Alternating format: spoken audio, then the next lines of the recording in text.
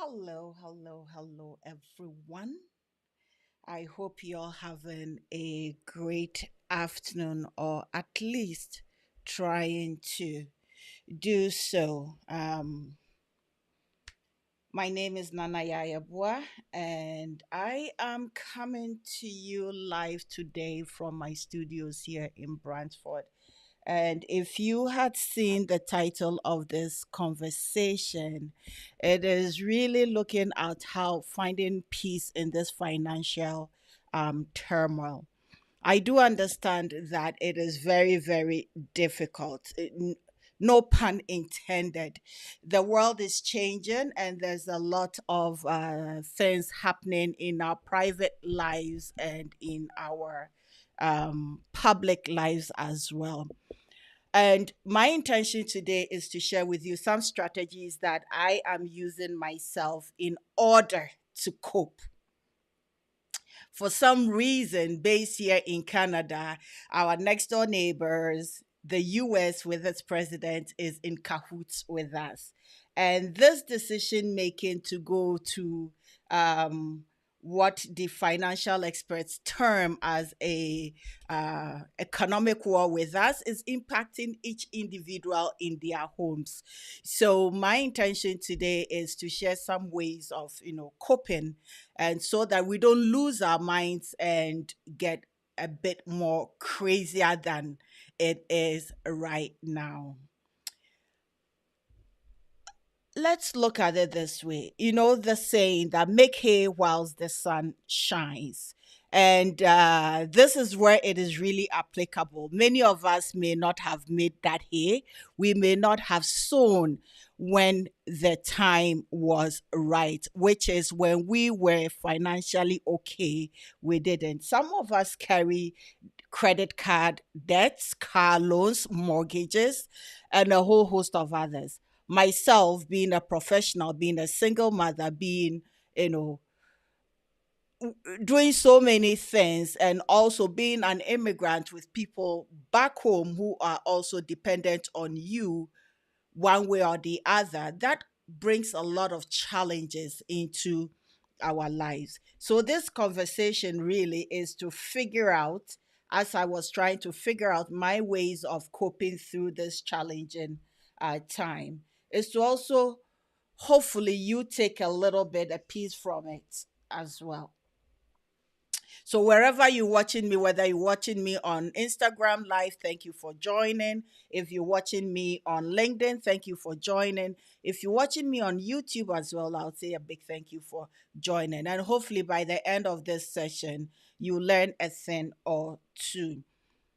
I really had to think through and put some stuff down that I want to share with you. But these things I realize is also not nothing new. It's been with us ages through the Great Depression up until this period of time. As human beings, we go through transformations and changes, a whole lot of them. So let's be real. 2025 has been tough. Ha! 2025 has been tough for a lot of people. Money is tight. Prices keep going up and up and up, and the financial futures seem unpredictable. But I'll say those for us in Canada here, maybe the cut in interest rate will give us a little bit of breathing room. But if it does that, how do we cope yet still? How do we work within this craziness without going insane, without going mad? And I was thinking this for myself, but then if I'm thinking this for myself, I think other people may also find something worth it. So in today's episode, oh, I didn't introduce myself. My name is Nana Yaa Yeboaa, and I host the Nana Yaa Yeboaa podcast. And I also do some educational webinars and whatnot. And and yes, have these critical conversations to keep mind, body, and soul together, however that we want it to be. So, in today's episode, in today's conversation, I'm going to share 10 ways to protect your mind, your pocket, and your future during these difficult financial times. And it's something that I started to do. You know, when times are good, you forget. When times are good, you forget. So it is such times that when you remember, you remind yourself and you remind your family, you remind your friends, you remind everybody and anybody who really, really needs it. So this is a reminder to all of us that we need to become more aware and work on ourselves. So the last time I personally had to deal with some of these tough financial challenges was in 2009, 2008, 2009.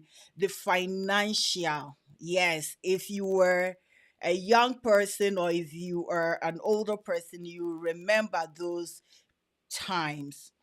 Those were the periods when I had to deal with that. And thankfully, it went that recession period when there was a lot of jobs lost and there was a lot of death and impact on people. It was a tragic period for many of us, but because some of us also had the habit of saving and investing, it helped cushion us during the times of lean.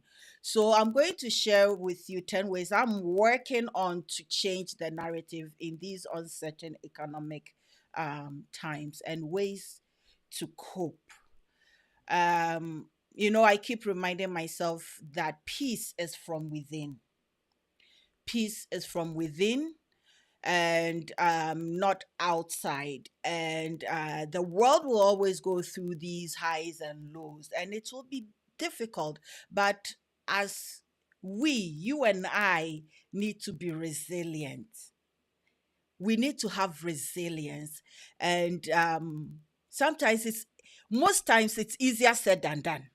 But the resilience is also a mindset and it's a practice. So everything that I am sharing with you today, trust me, I understand. It is a mindset, it is a challenge, it is a necessity, and I'm pushing to do it. So the first thing, which is standard, that, well, I call it standard, that anybody, when you consult a financial person, will tell you is to assess and simplify your finances. As simple as it is difficult for many of us to hone in on that, because when you have your credit card or you have your bank card and you tap, tap, tap, tap, you lose sight of the money going. But when you take out physical cash and you have to look at the cash before you pay, you are mindful.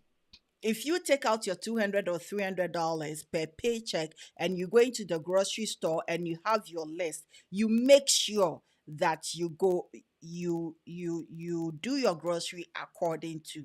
Now, the challenge for some of us who are immigrants here or who eat some ethnic food is that ethnic foods are very expensive because they are shipped from our countries of origin. And because we like to eat it, it is expensive. So that would ding into your pocket. I have changed my diet. Um, More because of health and because of, as you getting older and you getting all these grays and your hormones are changing, you also need to be mindful of your high blood pressure, of diabetes and everything else. So I have changed more of my diet to be conducive to my pocket and my health. It is not easy. I need to always keep reminding myself of that. So the first thing you need to do is also to assess your and simplify your finances. If it is not needed, do not buy it. You need to check where you need to have some cutbacks and what expenses are really, really necessary. Your food, your travel are key. You need to pay your bills to keep a roof over your head, shelter. So you look at the basics. I have cut down a lot and I'm recycling my clothes. I've made a decision that within the next 2 years, 3 years, or until Trump is off, I am not buying any more clothes. So I'm recycling and recycling my clothes. I can live with that. Those are extras. So you also need to look at yourself and figure out which is important to you and for you. But as much as you're also looking at and assessing your finances, you also need to think about whether you're going to be able to save. And I will talk about that a bit more later. The other thing that I have been looking at is an ability to diversify income streams. Now, this I've been in and out of it. At one point, this studio space used to be a massage studio, but it's now turned into a podcast studio. So what I did was to learn some of these micro skills that is stuck with me. Nobody will take it away from me. So I am rethinking of bringing some of these skills back. For some people, you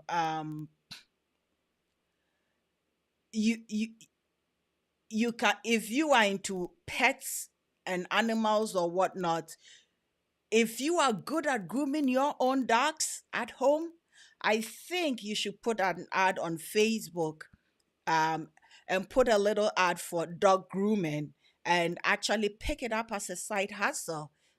Find the time, create the time.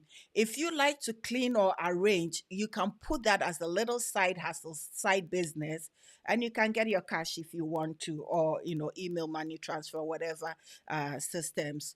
It You see, you can start small. If you are a young person or an older person and you are home and there is a parent who is working, you can put in an ad to, be a child minder or, babysitting within your area if you can. So these are some of the things that you can look into to do. I was researching, during the Great Depression in the 1930s, what kind of companies were created. Because irrespective of how crazy it is, companies are still created. People come up with ideas, people work. And I couldn't believe it that Revlon was created in the 1930s. Let me double check. 1932 is when Revlon was created. And Revlon was created to bring joy. Can you believe that? To bring joy to people. Nail polish to bring joy to people. So that is what I am also pleading and asking, that you look at what is in your environment. You and I should think creatively outside the box to find solutions that will help us and help others as well. And sometimes when you think you're helping others, you're actually having a breakthrough. Back to budgeting, to mindful spending. So the third thing I'm going to talk to you about is mindful spending. Like, every purchase is a decision. So that means your decision making needs to be on point in this particular economic climate. There used to be the times of miscellaneous where we could spend and then pay, but is it a reality now? I ask myself a lot, do I need this, or I just want it? So it's needs versus want. I've stopped buying bread. I bake my own bread at home. because it made sense for me to buy the whole bag of flour, my yeast, the margarine or butter, and make my own homemade bread. And it goes like crazy because the children love it. So these are some of the little things that I'm doing, because bread is no longer 67 cents, it's no longer 97 cents, it's no longer $1.27. It is 3.27, depending on what brand you're buying. So this is when some of us need to rethink what we buying at the grocery store. Do we I have stayed off Amazon, and the reason being that I I don't want to be tempted with anything to drop at my doorstep. I have deleted Timu from my phone because I don't want to be tempted. No Shein, no Timu, no shopping. Whether it is vicariously shopping or not, no, not doing that. So please, when you go or when you sit and you shopping, be mindful of it. So that is to practice mindful, spending, how you go about it. The one biggest challenge I find with immigrants, with the technology and everything, is having a support system. So number four is is having a support system, or if you do have it, strengthening those support systems, because you cannot live alone, be alone in this time and this period, and cope alone.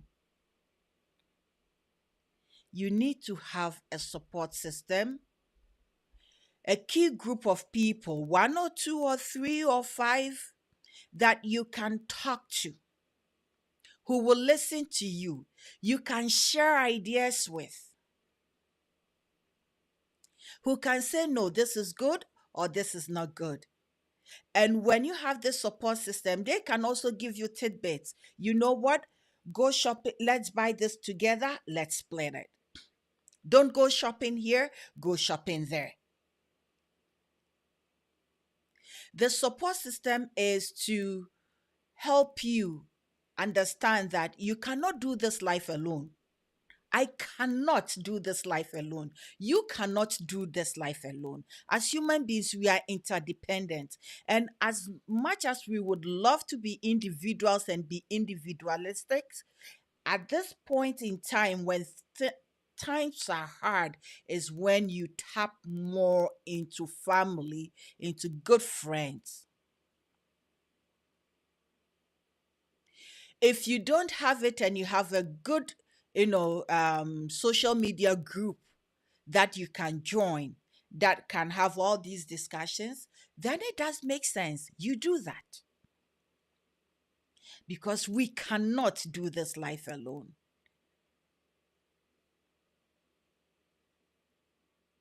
But first, do your research. And sometimes just talking about your struggles brings solutions you never thought of. Talking to somebody may give you ideas you have never thought of, but it is there. But then I personally find that talking to others about today's world makes me know that I'm not alone in it. In speaking with others, I find areas of cutbacks that are necessary and tailor it to my life. We don't have the same lifestyles, but sharing helps, put a mirror in front that helps you analyze. Okay, I don't want to do it this way, I should do it this way, or this way is much better, her way is much better than my way that I thought was better. And it is so because I just didn't know it, right?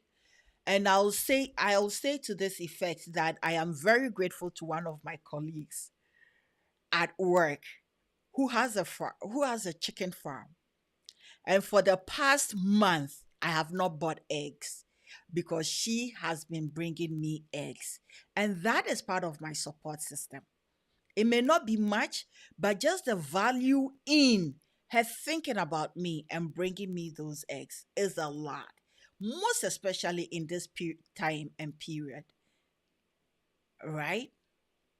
So find a support system, but also be cautious that not everyone will give an input that will be beneficial. The fifth on this list is prioritizing your mental health. Now, if you know me, my mental health is very, very, very critical and important to me. And this conversation is about finding inner peace in the financial turmoil. So you cannot have inner peace if your mind is not right. All these strategies are to release stress, are to cope, to be present, and to be here. So prioritize your mental and emotional health. It is key, it is important.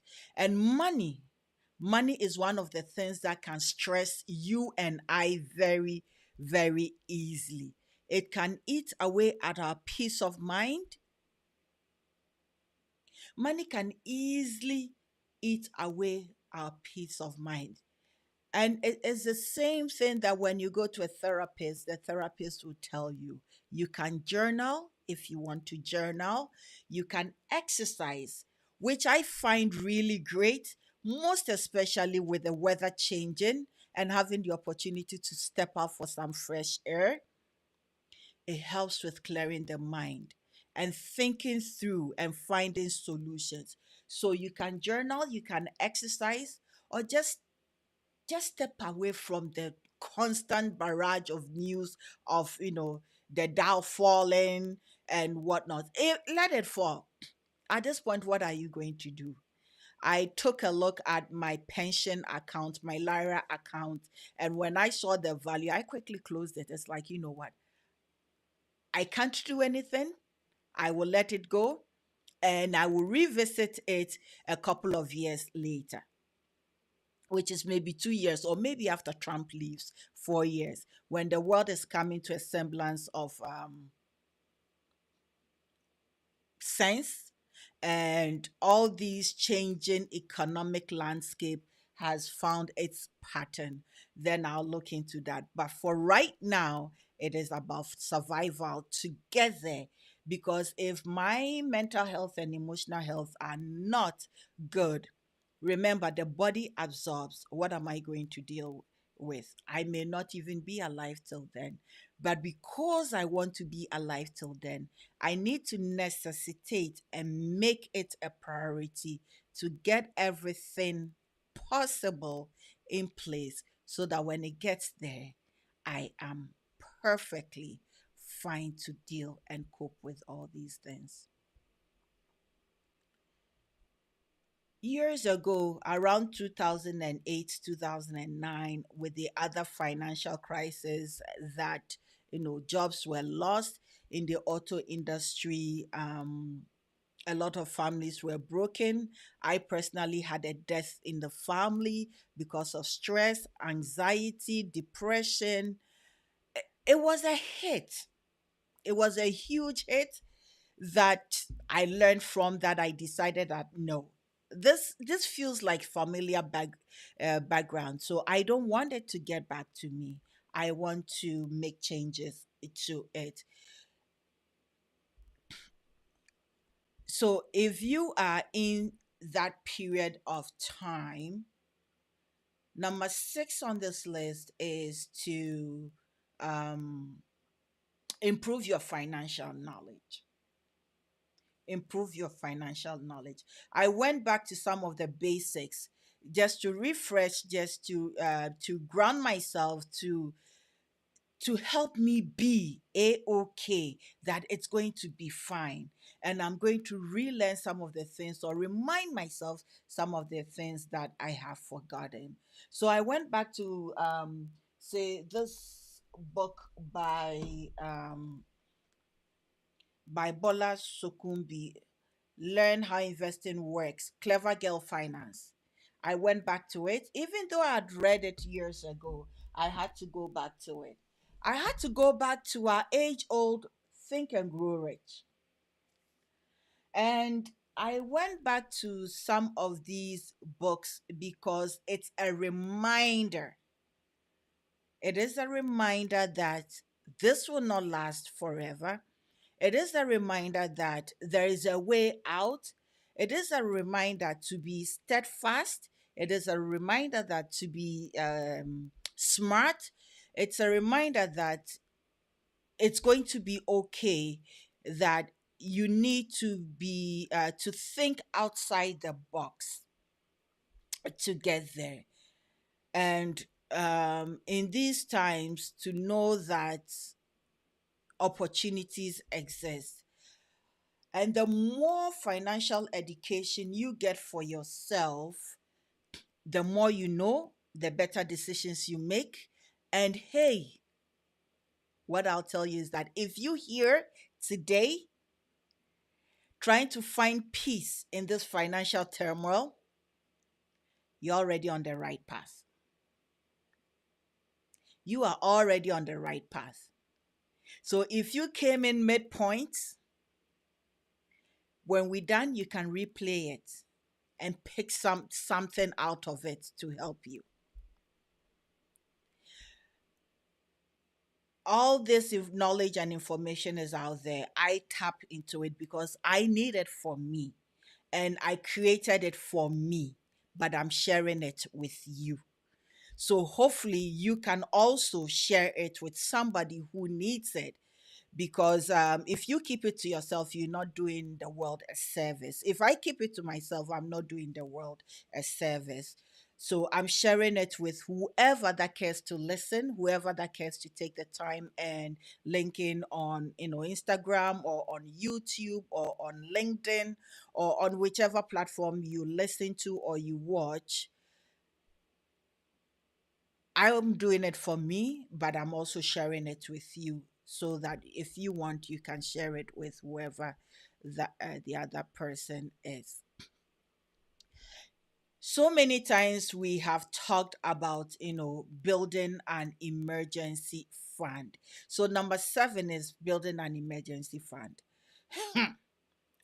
Now, I'll tell you how I do it, and I've been doing it, and I haven't changed it. And I haven't changed it in building an emergency fund is that when I have it, even if it's $5, $10, pay yourself first. Put that money aside. It can make a difference at some point in time when it's really, really, really bad. The key is no matter how small it is. For me personally, I pay myself first with my bank account, in that I have two separate accounts. One goes to the credit union, in which I do not have a card. I have to basically walk physically or drive physically to the bank and do the transactions, which I don't like. So it is there. And that is my so called emergency fund. Because of the system I've created, it prevents me from going there and easily accessing the money. But no matter how small it is, even if you are going to use a piggy bank, and I'll suggest a piggy bank if you cannot, if you get that $5 or $10, take the bill or the coins, the loose change, and put it in and continue doing that, continue doing that. It goes a long way at a certain point, because once or twice, as my mortgage has bounced literally in front of me, I had resorted to literally going to my emergency fund, take out money to solve that problem of my account. And yes, it's real. Sometimes a mortgage bounces, and then you have to pay for NSF, and your bank also charges you NSF. So your mortgage bounced, and you have to pay almost $100 for a bounce check. It sucks. It sucks. We need to do something about it. I don't know what, but if you're going through that and you'd like to share your experiences later, wherever you're watching, it will be welcomed, and ways and means to get around it, because it sucks a lot. Number seven, because it sucks a lot, if you're in a predicament and you're unable to look, check, or pay your mortgage, you need to reconsider where your work is, whether you can find another job somewhere else, whether you need to downsize. It's not easy, it's not pleasant, but at least that is the last solution you need to look at. Exploring affordable living options. Sometimes if you have a house and you need to rent out a bedroom to bring in extra income, sometimes you don't have a choice. You need to do that. You need to survive, because these are uncertain economic times that you need to survive. So, and this is a huge lifestyle change, right? It's a huge lifestyle change that you may look at, changing that lifestyle. You live in a big house, you got to go to a small house. If you have a house, you're not able to keep up with your mortgage payments. If you need to sell it and get an apartment, maybe you need to do that. If you need to move out of the big city to a small city or countryside, because that is where it's more affordable, you need to explore any and every option. My options may not be conducive for your options, and your options may not be conducive for my options. But this is one thing that you need to you need to do a bit more digging and research into it and see which one will work for you. Now, if you have teenage children like I do, it is time and they're not working as yet, it is time we need to have those conversations with them, because every little bit of income coming into the system is needed to keep afloat, right? So it is not easy as it comes out. So you will have to assess your living situation, your job, etc., before making this critical move. That is, if you want to explore affordable living options. One thing that one theme that keeps coming up across our lifespan is, you know, flexibility and adaptability. At this point in time, you and I, all of us around the world, have to be able to be adaptable and flexible in this changing economic times. It is not easy, because the world is so changing so fast. It's like a hurricane just coming at us, and that we need to change with this. Like, we need to be open to new job opportunities. And for some of us, or many of us who don't like technology, we need to change our mindset and become, reskilled and have digital skills. We need to do that, or find different ways of making money. And I've talked about side hustles. If we don't find ways and means to adapt, we are going to die. And since the inception of human history, it is our ability to adapt in situations, in environmental conditions,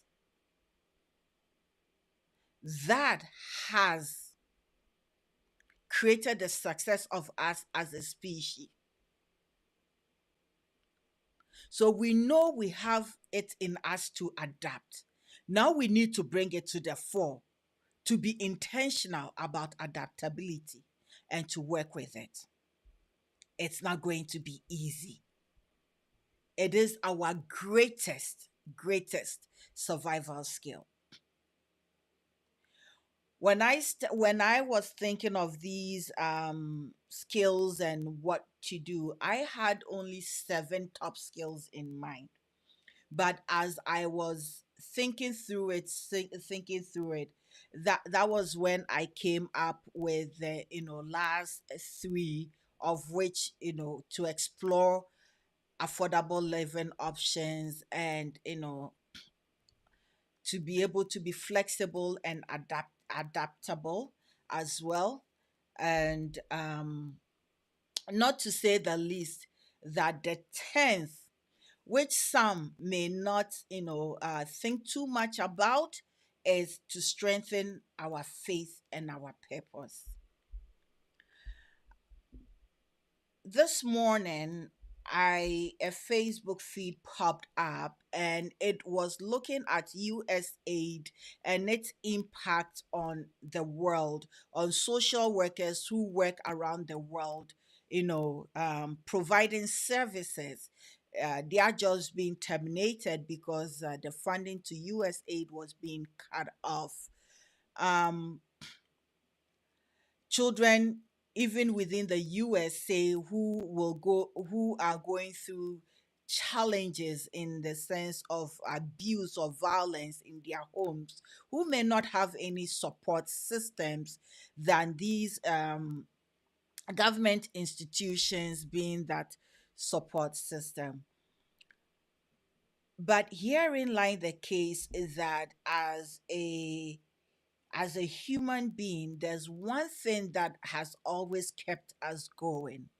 Sometimes faith, blind faith that it's going to get better, a high sense of optimism that this too shall pass, and having purpose. Because purpose keeps us working and pushing. Faith is that fuel that keeps driving us. Without that, what are we as human beings? So my suggestion is that now, if you go to church, that's fine. But whatever it is, whatever practice that you may practice in terms of faith, whether through prayer, whether through meditation, or simply helping others. And helping others should not does not necessarily mean that you giving $100, $1,000, or $2,000 or $10,000. Helping others simply means that if you are able to open the door for somebody to say please and thank you, to encourage other people,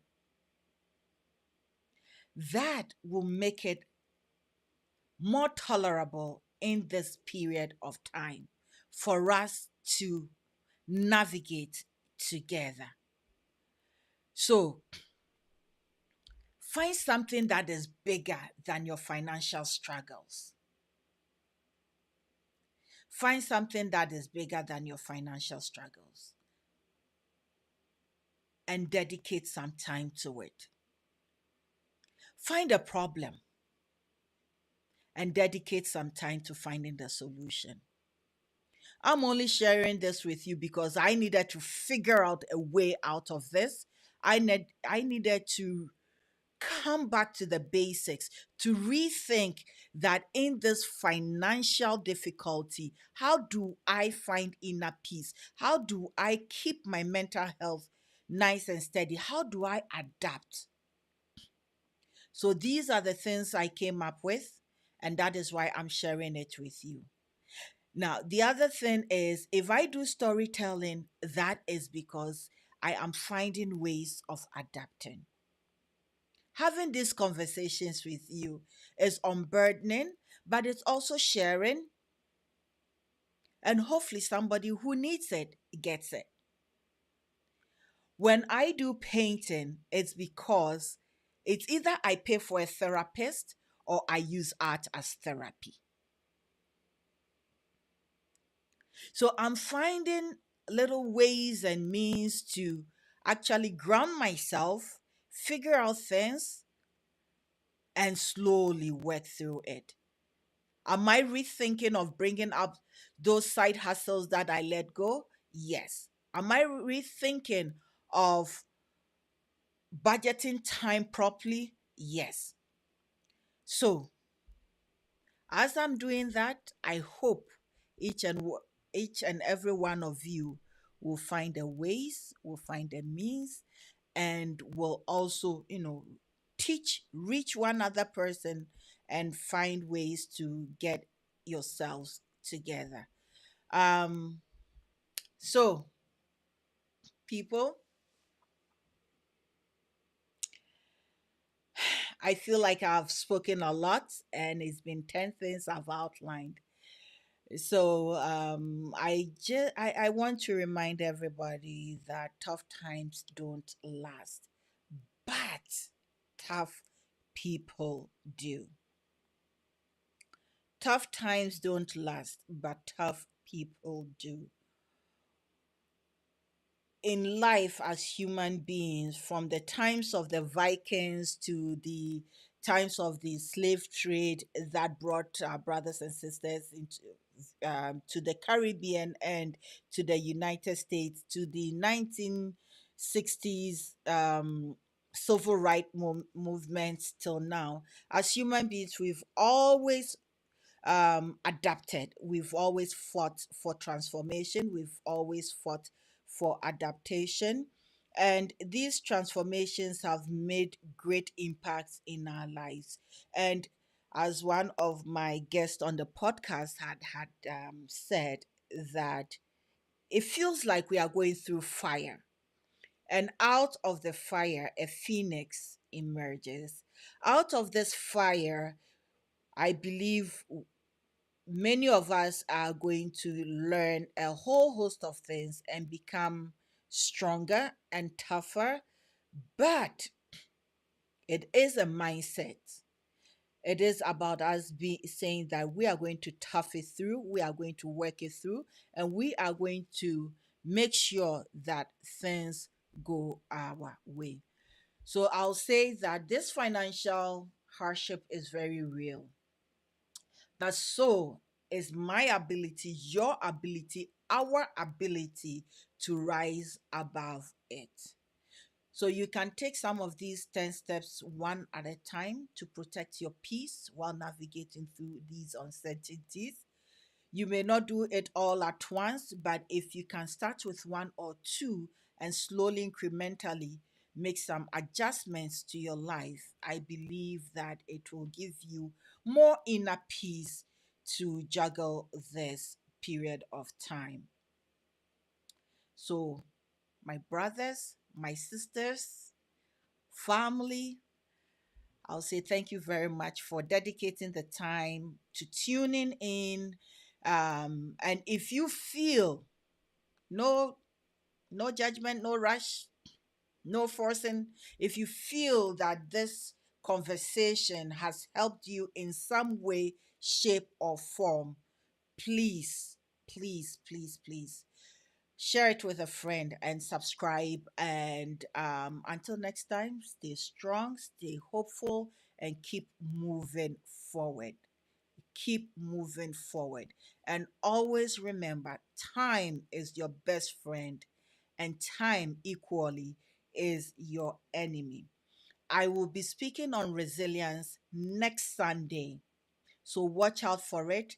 I'll be speaking on resilience, and I want to reassure you that you know what, it is going to get better, but you and I need to work on ourselves to get there. I appreciate you all. Thank you so so so very much for tuning in. My name is Nana Yaa Yeboaa, and yes,